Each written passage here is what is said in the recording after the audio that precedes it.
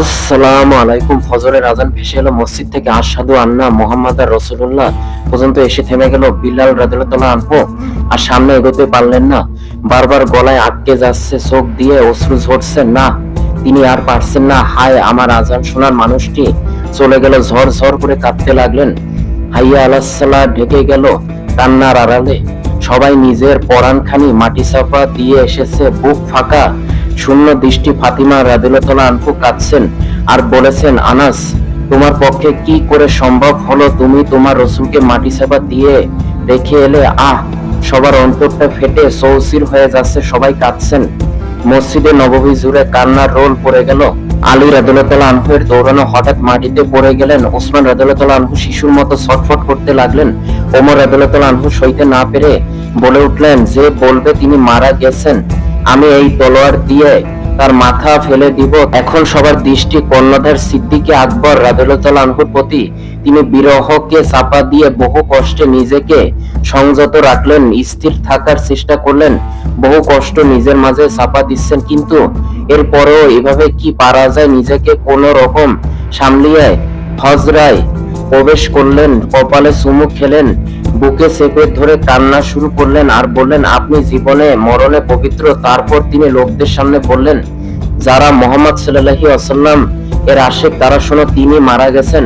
আর যারা যারা আল্লাহ তাআলার আবেদ, খোদার আশিক, তারা জেনে রাখো, আল্লাহ তাআলা চিরঞ্জীব, মওত কখনো তার হবে না। আহ, কি কঠিন দৃশ্য! এই দৃশ্যের চেয়ে কঠিন কোন দৃশ্য কোন মুমিনের জন্য হতে পারে না। দুবাহে সাদিক থেকে সাহাবায়ে কিরাম বসা, সবার চাহনি একদিকে, এক লক্ষ্য। ভারাক্রান্ত হৃদয়ে অপলক চাহনি নিয়ে কেউ বসা, কেউ দৌড়ানো, কেউ কান্নায়, কেউ কাতর হয়ে শুয়ে আছেন মসজিদে নববীর মেঝেতে। সবাই নির্বাক, নিশ্চল, নিথর, নিস্তব্ধ। বিরহের এই বিভৎস চিত্র বর্ণনা করার জন্য কোনো কবির কবিতা, কোনো শিল্পীর তুলি কিংবা কোনো ভাষার শব্দমালা যথেষ্ট নয়। বসন্তের দোলায়িত সমীরণ, গ্রীষ্মের প্রখর দাবদাহ, বর্ষার অঝোর বর্ষণ, শরতের কাশফুলের হাসির স্পন্দন, হেমন্তের দলবদ্ধ পাক পাখালির পূজন এবং শীতের স্বচ্ছ শিশির দানার রূপালী চমক দর্শন, হাসি, আনন্দ, দুঃখ, কষ্ট, আহ্লাদ, বেদনা সব মুহূর্তেই কেটে গেল। রসুলের সান্নিধ্য তাদের সুদীর্ঘ 23টি বছর। আজ রসুল মৃত্যু শয্যায়। তিনি হয়তো চলে যাবেন আমাদের ছেড়ে।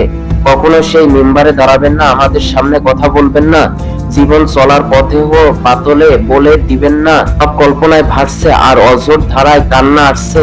এই কান্না তো থামার নয়, বন্ধ করা তো দুষ্প্রাপ্য ব্যাপার। স্মৃতির ডানায় ভর করে সবাই ভাসছেন কল্পনার রাজ্যে। শুরু হলো মৃত্যু যন্ত্রণা। সাহাবায়ে কিরাম রাদিয়াল্লাহু আনহু বাহিরে অপেক্ষমান। সবার চোখের চাহনি এখন রসুলের হজরার দিকে। বেকারার দৃষ্টিতে তাকিয়ে একটি আনন্দদায়ক ও স্বস্তির সংবাদের আশায় ভেতরে হযরত আয়েশা রাদিয়াল্লাহু আনহা। তেমন কোন সান্ত্বনার সংবাদ বাহিরে আসছে না। উৎকণ্ঠা আর চাপা কান্না সবার চোখে মুখে। আয়েশা রাদিয়াল্লাহু আনহা বলেন, তখন আব্দুর রহমান ইবনে আবু বকর রাদিয়াল্লাহু আনহু সেখানে আসছেন।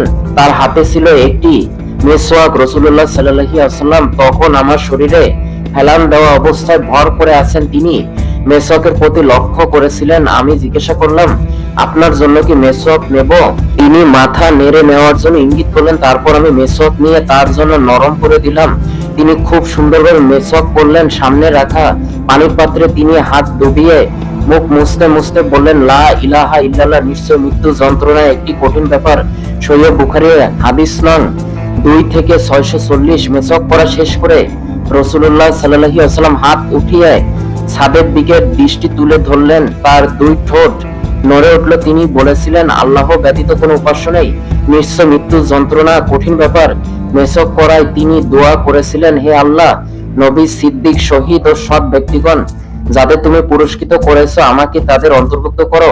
আমাকে ক্ষমা করে দাও, আমার প্রতি অনুগ্রহ করো। হে আল্লাহ, আমাকে রফিকে আলায় পৌঁছে দাও। হে আল্লাহ, তুমি রফিকে আলা। সহিহ বুখারী হাদিস নং 2 থেকে 238, 238 থেকে 641। শেষ সময় রাসূলুল্লাহ সাল্লাল্লাহু আলাইহি ওয়াসাল্লামের বয়স ছিল 63 বছর 4 দিন। এখন সূর্যের উত্তপ্ত হওয়ার সময়। ক্রমে সূর্য প্রখর হয়ে উঠেছে। তিনি পরম সত্য মৃত্যুর স্বাদ আস্বাদন করেন। ইন্না লিল্লাহি ওয়া ইন্না ইলাইহি রাজিউন। মুহূর্তে চারদিকে দুঃখের আধার ছড়িয়ে গেল। দুঃখ বেদনার অতল সাগরে ডুবে পড়লেন সাহাবায়ে কিরাম রাদিয়াল্লাহু আনহু। হৃদয়কে বিদীর্ণকারী খবর সঙ্গে সঙ্গে চতুর্দিকে ছড়িয়ে পড়ে। মদিনাবাসী দুঃখের অতল সাগরে তলিয়ে যান। আনাস রাদিয়াল্লাহু আনহু বলেন, সেদিন রাসূলুল্লাহ সাল্লাল্লাহু আলাইহি ওয়াসাল্লাম আমাদের নিকট আগমন করেন। সেদিনের মতো উজ্জ্বলতম দিন আর কখনো দেখিনি। যেদিন তিনি মৃত্যুবরণ করেন সেদিনের মতো শোক ও অন্ধকার দিন আর দেখিনি। ফাতেমা রাদিয়াল্লাহু আনহু দুঃখ ভারাক্রান্ত হৃদয়ে বললেন, হায় আব্বাজান, আল্লাহ তাআলার ডাকে সাড়া দিলেন। হায় আব্বাজান, যার ঠিকানা জান্নাতুল ফেরদৌস। হায় আব্বাজান, জিবরাইল আলাইহিস সালামকে আপনার মৃত্যু সংবাদ জানাই। এই অংশটুকুতে আসলে অন্তর এমন ভাবে মোচড় দিয়ে ওঠে, মনে হয় কি জানি হারিয়ে ফেলেছি। সাহাবায়ে কিরাম রাদিয়াল্লাহু আনহু রাসূলুল্লাহ সাল্লাল্লাহু আলাইহি ওয়াসাল্লামকে কতটা ভালোবাসতেন এই অবস্থা থেকে ফুটে ওঠে। নিজের জীবনের চেয়ে নবীজিকে তারা বেশি ভালোবাসতেন। তাই আসুন আমরা সাহাবায়ে কিরামের মতো রাসূলুল্লাহ সাল্লাল্লাহু আলাইহি ওয়াসাল্লামকে ভালোবাসতে শিখি, বেশি বেশি তার সিরাত পাঠ করি। সিরাত প্রিয় নবী হযরত মুহাম্মদ সাল্লাল্লাহু আলাইহি ওয়াসাল্লামের সমগ্র জীবন, তার উত্তম চরিত্র, সামাজিক কাজকর্ম, রাষ্ট্র পরিচালনা প্রতিচ্ছবি হচ্ছে সিরাত।